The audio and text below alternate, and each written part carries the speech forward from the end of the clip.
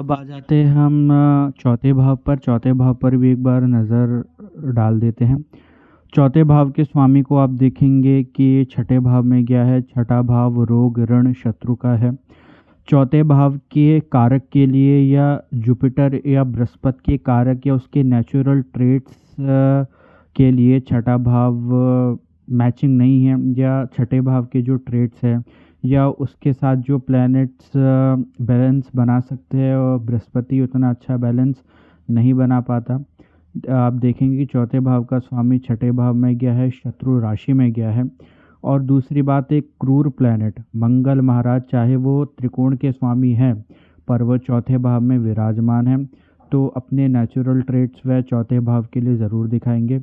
और दूसरा ये है कि मंगल महाराज 12वें भाव के भी स्वामी हैं, क्योंकि 12वें भाव में वृश्चिक राशि पड़ रही है। वृश्चिक राशि के स्वामी आपके चौथे भाव में आएंगे। और कुंडली का अष्टमाधिपति, क्योंकि क्योंकि अष्टम भाव में चंद्रमा की राशि आपको कर्क मिलेगी। चंद्रमा महाराज दशम भाव में बैठ के चौथे भाव को देख रहे हैं, जो तो 4, 8, 12 का संबंध आपको मिलेगा चौथे भाव में। मोक्ष त्रिकोण का संबंध चौथे भाव पर आ रहा है। और दूसरी बात आप देखेंगे कि चौथे भाव का कारक जो कि चंद्रमा महाराज हैं, वो भी मंगल से पीड़ित हैं। वो भी आपको देखेगा कि पाप कर्तरी में सूर्य के साथ है और नवम भाव में केतु है, तो पाप कर्तरी योग यहाँ भी लग रहा है। तो एज अ रिज़ल्ट मैं ये कहूँगा कि घर से रिलेटेड सुख या भवन से रिलेटेड सुख आपको थोड़ा सा कम मिल सकता है। एक जगह ठहराव आपको कम मिल सकता है।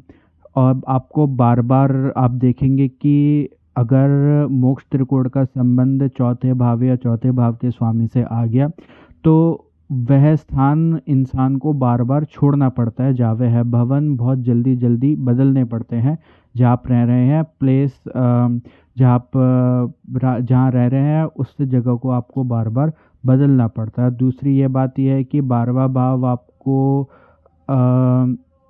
यात्रा का दिखाता है, विदेश का दिखाता है, तो उसका संबंध भी चौथे भाव से बनना तो ये दिखाता है कि आप अपने मातृ स्थान से बहुत दूर जाएंगे, बहुत दूर जाके अपना कार्य क्षेत्र आरंभ करेंगे। बाकी आप ये जो कंजंक्शन है आपके कोई क्लोज वन या अपने चार्ट में भी आप देख सकते हैं। आपको ये कंजंक्शन अगर मिले तो आपको ये ज़रूर दिखेगा कि चौथे भाव के कारकत्व, चौथे भाव का सुख भोगने में आपको थोड़ी कठिनाई आएगी। कैसी कठिनाई आएगी ये आप देख सकते हैं कि किन क्रूर ग्रहों का प्रभाव है, या वह ग्रह किन भावों के स्वामी हैं। तो उस स्थान से रिलेटेड या उससे रिलेटेड कारकत्वों से आपको परेशानी आ सकती है चौथे भाव के सुख भोगने से।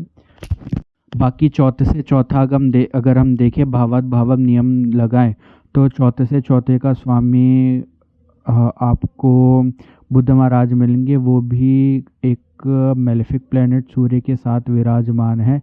छठे से छठे में त्रिषडाई में है, तो घर के लिए, घर के सुख के लिए थोड़ा सा कम दिखता है। या मतलब मैं ये कह सकता हूँ कि आपका कार्य क्षेत्र या आपका काम ही ऐसा है कि आपको घर में बहुत कम रुकना पड़ता है। आप घर बहुत कम बाहर जा पाते हैं अपने मातृभूमि या अपने लोगों से मिलने के लिए। आपको मौके बहुत कम मिलते हैं आपके कार्य के चलते हेतु।